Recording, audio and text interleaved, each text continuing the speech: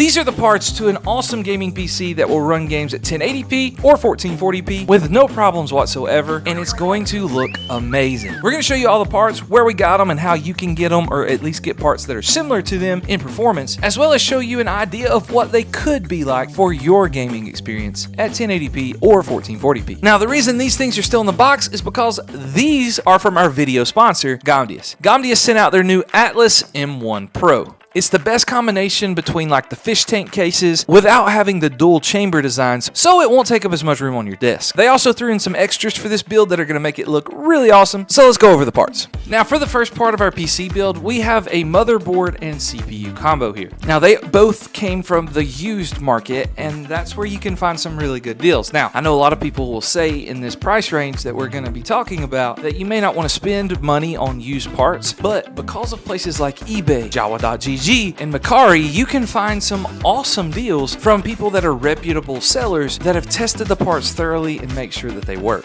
That's where we got this deal for a Z690 motherboard. It's an MSI Mag Tomahawk motherboard. It's got a lot of awesome features with built-in Wi-Fi, and the CPU combo here, the i7-12700K. Now, on the used market, if you check out the eBay prices and sellings, you can get Z690 motherboards and i12700K for around $300 total for the both of them if you do some deal hunting and some searching. Brand new, the i7-12700K is around $240, and Z690 motherboards are anywhere from $100 to $200. So it's up to you. If you want to spend the extra money, get it brand new. An alternative to save you some money is the i5-12600KF processor. It's a pretty good processor, and pretty much in all my benchmark videos, that's the processor that I use. You can use the F or the KF version. They're both basically about the same. Or if you still want to get a better CPU around that $240-ish mark, you can get the 13600KF, which also beats the i7-12700K. So it's just up to you what you want to do with your money.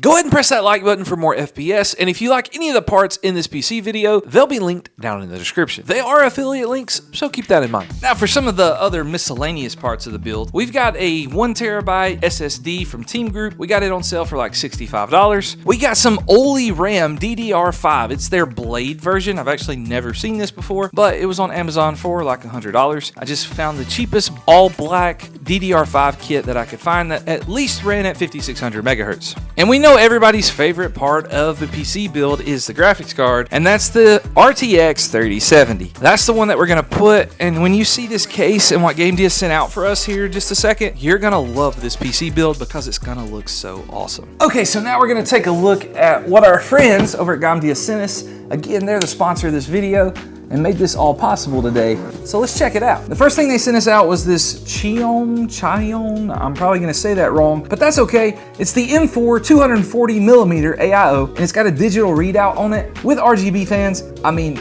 it's gonna look so good, and it's plenty to cool this i7-12700K.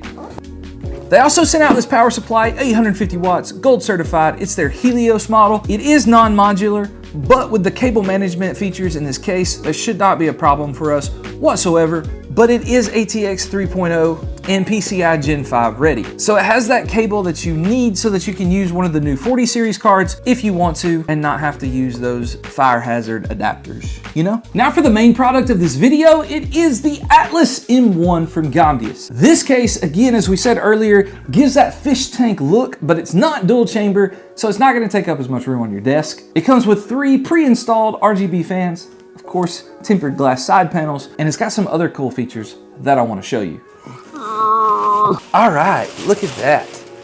Now I know you see the reflection of my light there, but I think it looks pretty good. One of the coolest features with this case, coming in at only $93, mind you, it has a USB-C port, USB 3.0, of course a combo head and microphone jack. It also has a temperature readout gauge, which I'll show you that in action when we get the PC built, but I just think that's an awesome touch. On a case that's only $93, I think it's pretty awesome with 3 included RGB fans. So let's see what it looks like on the back. Okay, so on the back here, we see that the fans are the proprietary kind of fans from Gamdias, but the good thing about that is there's only 2 cords there, and the fans are powered by a SATA port here. But other than that, we've got our USB-C, USB 3.0, all our standard cables.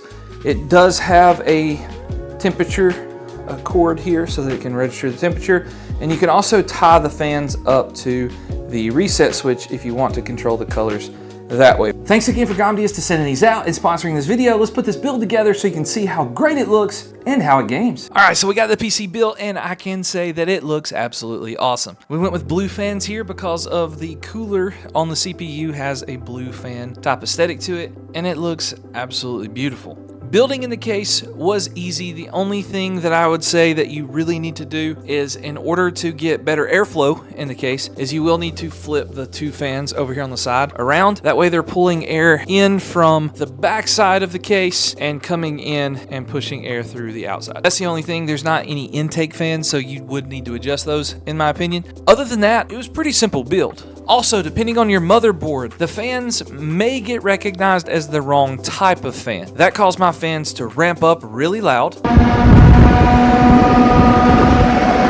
But with a quick setting change in the BIOS, we were able to fix that, and they work just like normal fans. Now let's see how this i7-12700K and 3070 perform in some of the most popular games that you guys play. So we tested this PC at a combination of 1440p and 1080p. If you don't play Fortnite on a PC, did you really test it at all? So we went with Fortnite at 1440p on DX12 settings, but the performance settings. So we put everything off or low, except for the view distance, we put that on far. And we got around like 240-ish FPS. At 1080p on the exact same settings, we got closer to like that 275, 280 FPS mark, but just because a lot of people still think you should, we also tested it on performance mode. At 1440p on performance mode, we got like 270 to 280 FPS, and at 1080p on the same performance mode settings, we got over 300 FPS, and we were able to get one of them victory royales, you know? We tried some more demanding games up next. Horizon Zero Dawn just got released on PC at the time of recording this video not too long ago, and there's a lot of people that think the 3070 is not the best graphics card in the world, but at 1440p on the high preset settings, we got a solid 60 FPS. Even during the fighting scenes, it stayed pretty solid at 60, and it was super smooth, and I might play this game some more, so let me know if you like it down in the comments. Next up, we tried Warzone in 1440p. We only tried Warzone in 1440p, so your FPS numbers could be higher in 1080p if you chose to do that, but at 1440p, the ultra preset settings are the ones we used. First, with no upscaling, we got like 75 to 80 FPS. Then we turned on DLSS, and we got like 100-ish FPS. Sometimes it would drop a little below that, but 100, 110, somewhere around in there. But then we tried FSR3 with frame generation, and I know a lot of you don't like it, but you know, I don't play games that much with FSR because I have a 4090, but when I do test these games out, I don't notice a huge difference. It doesn't bother me, but I'm also, you know, not like a pro gamer or anything. Then we tried Helldivers 2 at 1440p on the ultra preset settings. We had to go squash some bugs at some high resolutions, and we got a solid 60 FPS. Again, this is like a story-based game where you're killing a bunch of bugs. I think it's pretty